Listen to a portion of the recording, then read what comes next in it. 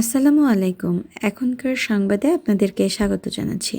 শুরুতেই থাকছে সংবাদ শিরোনাম, এরপরে থাকছে বিস্তারিত সংবাদ।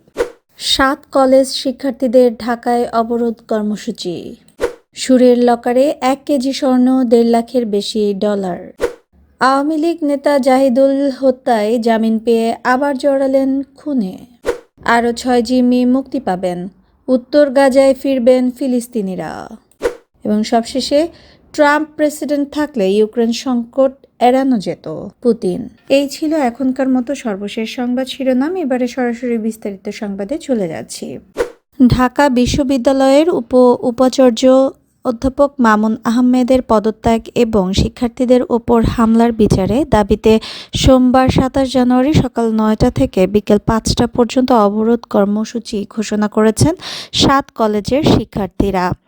রোববার 26 জানুয়ারি শেষ রাতে এক সংবাদ সম্মেলনে এ ঘোষণা দেন বিশ্ববিদ্যালয় রূপান্তর আন্দোলনের সংগঠক আব্দুর রহমান। তিনি বলেন, বিচারের আগে কোনো ধরনের পরীক্ষা হবে না। আব্দুর রহমান বলেন, ঢাকা বিশ্ববিদ্যালয় একটি স্বৈরাচারী প্রতিষ্ঠানে পরিণত হয়েছে। আমরা দীর্ঘদিন ধরে 7 কলেজকে ঢাবির অধিভুক্ত থেকে বাতিল করে স্বতন্ত্র বিশ্ববিদ্যালয় প্রতিষ্ঠার দাবিতে আন্দোলন করে আসছিলাম।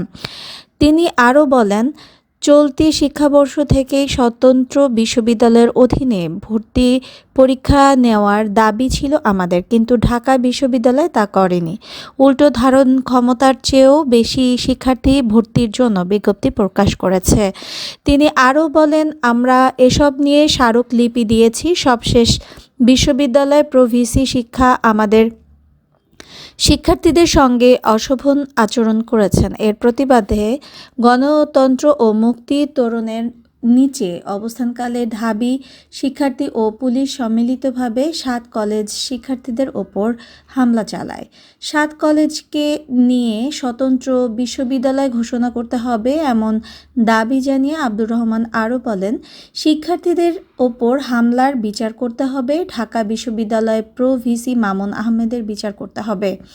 তিনি বলেন, শিক্ষার্থীদের ওপর হামলার প্রতিবাদে সোমবার সকাল 9টা থেকে ঢাকা শহর অবরোধ করা হবে। 7 কলেজের শিক্ষার্থীরা নিজ নিজ ক্যাম্পাস এলাকায় অবরোধ কর্মসূচি পালন করবেন। রোববার 26 জানুয়ারি সকাল 10টা 50 এসকে সুরের লকার খুলতে দুদকের 7 সদস্যের একটি দল যায় কেন্দ্রীয় ব্যাংকে। দুদকের পরিচালক কাজী সায়েমুজ্জামানের নেতৃত্বে এই অভিযান পরিচালিত হয়। এ সময় উপস্থিত ছিলেন নির্বাহী ম্যাজিস্ট্রেট সৈয়দা সালেহা নূর। টানা 10.5 ঘণ্টা তল্লাশি শেষে অভিযান সমাপ্ত করা হয় রাত 9টা 20। অভিযান প্রসঙ্গে দুদকের পরিচালক কাজী সায়েমুজ্জামান বলেন, তার সম্পদের হিসাব দেওয়ার জন্য নোটিশ দেওয়া হয়, কিন্তু তিনি হিসাব জমা দেননি।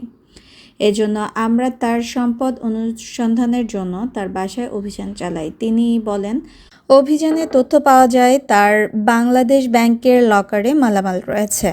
তার ভিত্তিতে আদালতের অনুমোদন ক্রমে রোববার বাংলাদেশ ব্যাংকের লকারে তল্লাশি করা হয়। তিনি আরও বলেন, সারা দিন তল্লাশি শেষে 1 কেজি 5 গ্রাম স্বর্ণ, 1,69,300 ডলার, 55,000 ইউরো ও 70 লাখ টাকা এফডিআর পেয়েছি। যেসব এফডিআর পাওয়া গেছে সেসব তার নামে নয়। যেসব অ্যাকাউন্ট আছে তা আমরা যাচাই করব। আলোচিত পিকে হালদারের আর্থিক কেলেঙ্কারিতে নাম আসায় 2022 সালে এসকে সুর চৌধুরীর বিরুদ্ধে অনুসন্ধান শুরু করে দুদক। ওই বছরের মার্চে তাকে দুদকে তলব করা হয়। এসকে সুর চৌধুরী 2018 সালের জানুয়ারিতে ডেপুটি গভর্নরের পদ থেকে অবসরে যান। এদিকে ঢাকার মতিঝিলের অপরাধ জগতের নিয়ন্ত্রণকে ঘিরে খুন হয়েছিলেন আওয়ামী লীগ নেতা জাহিদুল ইসলাম টিপু। এ হত্যার অন্যতম পরিকল্পনাকারী সুমন শিকদার ওরফে মুসাকে ওমান থেকে ফিরিয়ে এনেছিল পুলিশ। আওয়ামী লীগ সরকারের পতনের 5 মাস পর তিনি জামিনে মুক্ত হন। 20 জানুয়ারি ঢাকার পল্লবীতে এক ব্যক্তিকে কুপিয়ে হত্যার নেতৃত্বে মুসা ছিলেন বলে জানিয়েছে পুলিশ। পুলিশ আরও বলেন, পল্লবীতে খুনের শিকার ব্যক্তির নাম মঞ্জুরুল ইসলাম ওরফে বাবু অপরাধ জগতে তিনি ব্লেড বাবু নামে পরিচিত। তিনি পল্লবীতে আলোচিত শহীদ উদ্দিন হত্যা মামলার আসামি। বাবু খুনের পিছনেও রয়েছে অপরাধ জগতের নিয়ন্ত্রণ নিয়ে বিরোধ। পল্লবী এলাকার অপরাধ জগতের নিয়ন্ত্রণকে ঘিরে শীর্ষ সন্ত্রাসী মফিজুর রহমান ওরফে মামুন গ্রুপের সঙ্গে মোসা গ্রুপের দ্বন্দ্ব চলছে। খুনের শিকার বাবু ছিলেন মামুন গ্রুপের সদস্য। অধিপত্য বিস্তার ও অপরাধ জগতের নিয়ন্ত্রণ ঘিরে এই খুনের ঘটনা ঘটেছে।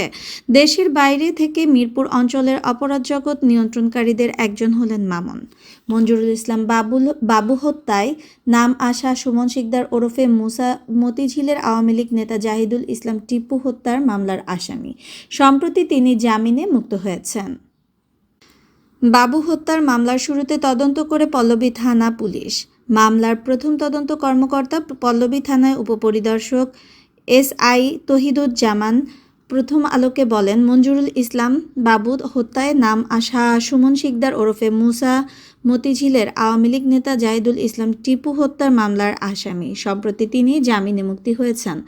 বাবু হত্যা মামলাটি এখনও তদন্ত করছে ঢাকা মহানগর গোয়েন্দা পুলিশ ডিবি বিভাগ। মামলার তদন্ত তদারক কর্মকর্তা ডিবির মিরপুর বিভাগের অতিরিক্ত উপকমিশনার ADC সোনাহার আলী শরীফ প্রথম আলোকে বলেন, হত্যার ঘটনায় মোহাম্মদ মুরাদ ও তুফান নামে দুজনকে গ্রেফতার করা হয়েছে। তারা দুজনেই মুসা গ্রুপের সদস্য। এই হত্যায় জড়িত অনেকের নাম তারা বলেছেন। এসব তথ্য যাচাই করে দেখা হচ্ছে, তবে অপরাধ জগতের আধিপত্য বিস্তার নিয়ে এই হত্যাকাণ্ড ঘটেছে বলে নিশ্চিত হওয়া গেছে। ইসরায়েলের প্রধানমন্ত্রী বেনিয়ামিন নেতানিয়াহু বলেছেন, চলতি সপ্তাহে আরও 6 জিম্মিকে মুক্তি দেবে হামাস।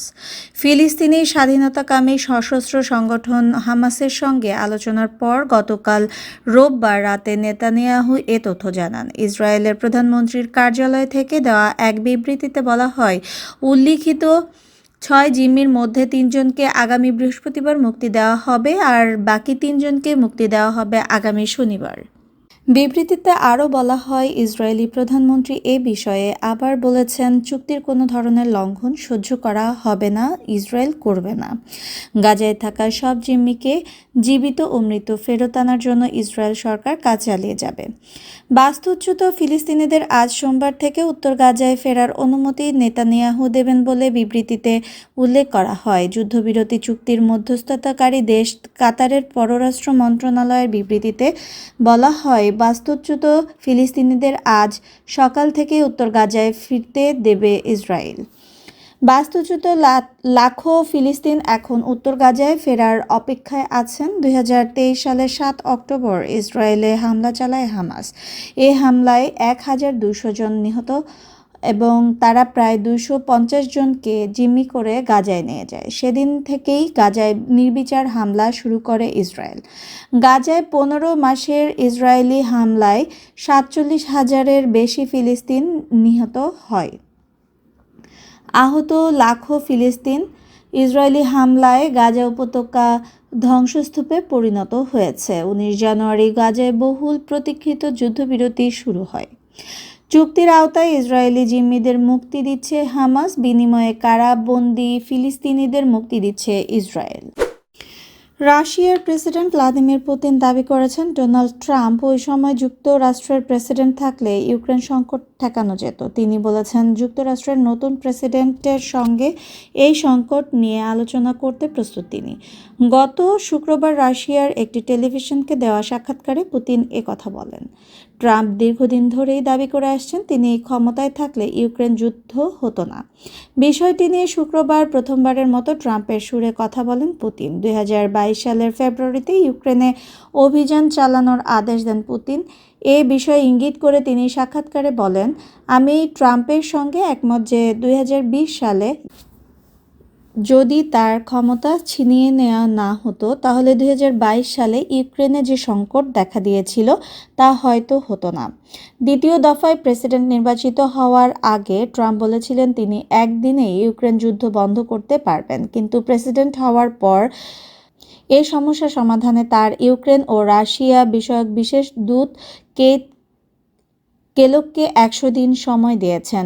ইউক্রেনে কিভাবে শান্তি ফেরানো যায় তা নিয়ে যুক্তরাষ্ট্রের নতুন প্রশাসন এখন পর্যন্ত কোনো সুনির্দিষ্ট পরিকল্পনার কথা জানায়নি। তবে চলতি সপ্তাহে ট্রাম্প বলেছেন, ইউক্রেনের প্রেসিডেন্ট ভ্লাদিমির জেলেনস্কি তাকে বলেছেন তিনি যুদ্ধ বন্ধ করতে একটি চুক্তি চান। এর জন্য পুতিনকেও একটি সমাধান খুঁজে বের করার পরামর্শ দিয়েছেন তিনি। গত বৃহস্পতিবার ডোনাল্ড ট্রাম্প সাংবাদিকদেরকে সঙ্গে ইউক্রেন যুদ্ধ নিয়ে আবারও কথা বলেন। তিনি বলেন, আমি মনে করি রাশিয়ার উচিত একটি চুক্তি করা। হয়তো তারাও একটি চুক্তি করতে চায়। আমি যা শুনেছি তা থেকে মনে হয় পুতিন আমার সঙ্গে সাক্ষাৎ করতে চাইবেন। যত দ্রুত সম্ভব আমরা বৈঠক করব। অন্যদিকে ট্রাম্পের সঙ্গে সাক্ষাৎকার করতে পুতিনও আগ্রহী বলে মনে হচ্ছে। তিনি বলেন, রাশিয়ার যে কোনো সময় বৈঠকের জন্য প্রস্তুত। প্রিয় শ্রোতা, এই ছিল এখনকার মতো সর্বশেষ সংবাদ। আবার নতুন সংবাদ নিয়ে আপনাদের সামনে হাজির হব। সে পর্যন্ত ভালো থাকবেন। আল্লাহ হাফেজ।